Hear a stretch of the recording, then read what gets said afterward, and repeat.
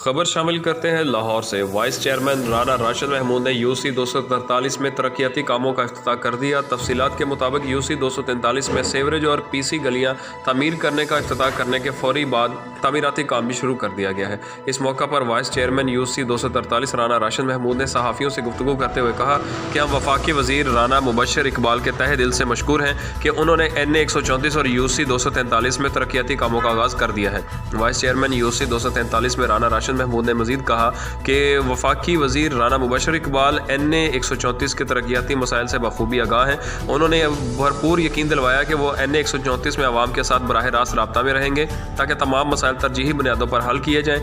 इस मौका पर Nishtar town press club Lahore के chairman Chaudhry Nauman Akbar Mohammad, general councillor Rana Saiyadul Hasan, Malik Ejaz Rana Mohammad Hussain और दीगर अहले इलाका ने बड़ी तादाद में मौजूद थी जिन्होंने तरक्याती कामों के करवाने पर वफाकी वज़ीर राना मुबशर इकबाल और vice chairman UC 243 Rana Rashid Mahmood का तहे दिल से शुक्रिया अदा किया।